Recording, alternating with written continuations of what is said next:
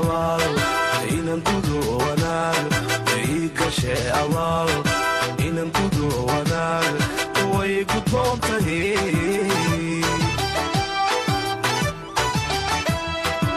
ii gashe abaal inan gudo wanaag ii gashe abaal inan gudo wanaag way gudboon tahay